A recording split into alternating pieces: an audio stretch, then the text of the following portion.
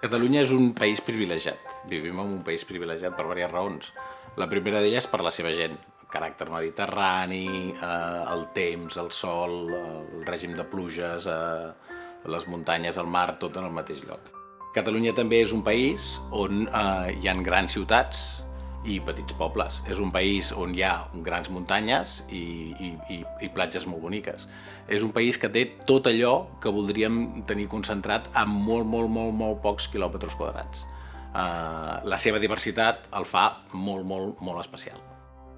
Quan l'any 80 Catalunya recupera les seves institucions d'autogovern, la quarta llei que fa aquell Parlament, després de regular com funcionarà el Parlament i quan cobraran els diputats, és crear l'Incasòl. El que a mi m'agrada d'estar i treballar a Incasòl és que estem creant alguna cosa que quedarà, que és petjada, que és el que realment deixem a la gent al futur, és com organitzar i com establir el territori de Catalunya.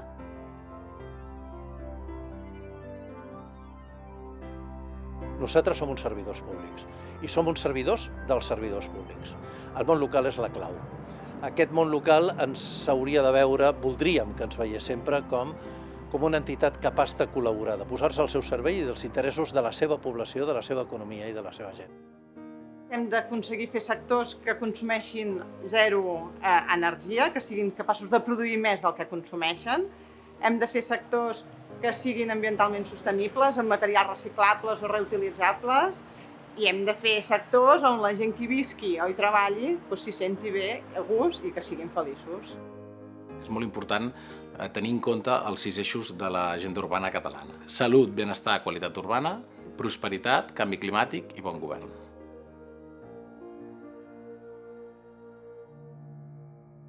Nosaltres estem aquí des de fa molts anys treballant per fer habitatge públic accessible a tothom i arreglant barris.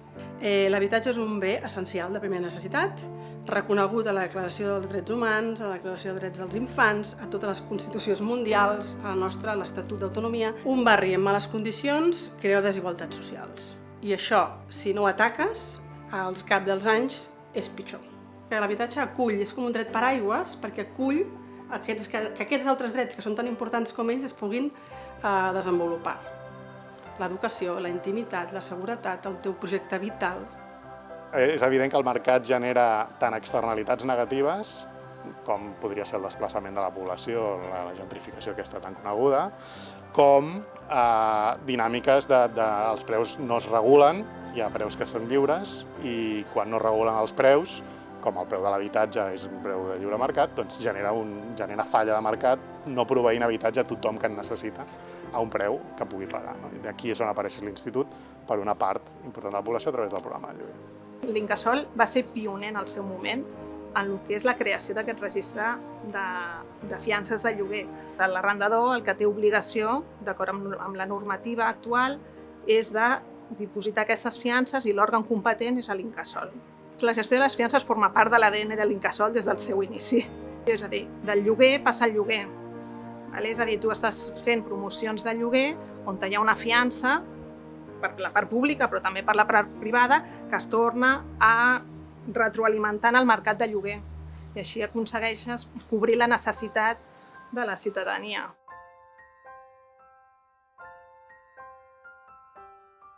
Una altra tasca de l'Incasòl és generar activitat econòmica. Amb el seu desenvolupament en el territori dels sectors d'activitat econòmica, el que farà és crear un sòl, evitar l'especulació, per tant, que els preus estiguin equilibrats i amb això ja no només a l'àrea metropolitana, sinó tot el territori de Catalunya es programen i es desenvolupen actuacions per tal que tot el territori estigui equilibrat i la gent no tingui que marxar de les seves ciutats i pobles. L'Incasòl canalitza les inversions que es volen dur a terme a Catalunya, buscant, depenent de l'activitat de l'empresa que es vol establir, els llocs més adequats per dur a terme aquesta activitat d'acord amb les necessitats tant de l'empresa com del territori.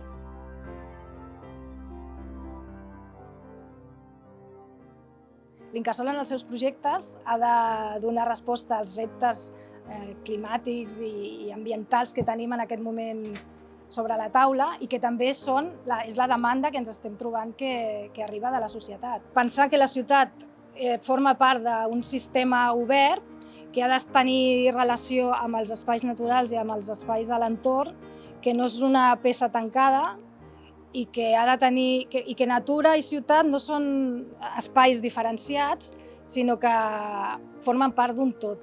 Algunes estratègies que poden ajudar a donar resposta des de les ciutats als reptes de clima, contaminació i inclús socials i energètics, doncs és utilitzar solucions basades en la natura, com poden ser les cobertes enjardinades. També en el cicle de l'aigua és molt important com gestionem l'aigua a nivell de basses de laminació, tot el tema d'infiltració, d'aprofitament d'aigua, la circularitat en els processos, tant a nivell de gestió de residus, reciclatge, reaprofitament de materials en els nostres projectes i les nostres obres.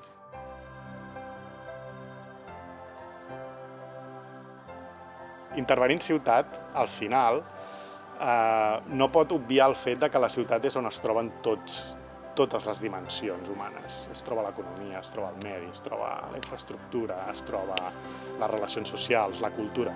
Intervenir la ciutat s'ha de fer des de totes aquestes capes i això requereix que tinguem professionals especialitzats en tots ells i que interactuem amb tots aquests col·lectius. Ara hem de tenir en compte l'opinió de molts més agents. Abans només érem els redactors i ara s'ha d'escoltar què diu la ciutadania, què diuen els empresaris que s'instauraran als sectors, què diuen les entitats ecologistes. Vull dir que hem d'escoltar tothom per intentar buscar la millor solució per tots. Tot ve des de l'any 97, que rebem l'encomana, l'encàrrec, i s'assigna entre territori, cultura i l'Incasòl per tal d'invertir l'1% cultural arreu del territori. Els de cultura són un ventall d'edificis que tenen catalogació. Poden ser esglésies, poden ser ajuntaments, castells, muralles. Els que venen de territori, el valor és pròpiament un espai més urbà. Carrers i petits nuclis, voreres, places, placetes, petits monuments, posa en primera línia tot allò que al llarg dels anys hem anat creant i posant en valor. Per tant, nosaltres som un instrument pel govern per desenvolupar totes aquelles eines que tenen a veure amb el territori, que tenen a veure amb l'habitatge, que tenen a veure amb el patrimoni, que tenen a veure amb l'equilibri territorial, amb l'activitat econòmica, amb tot allò que passa a Catalunya. A l'Incasòl tenim el territori al cap.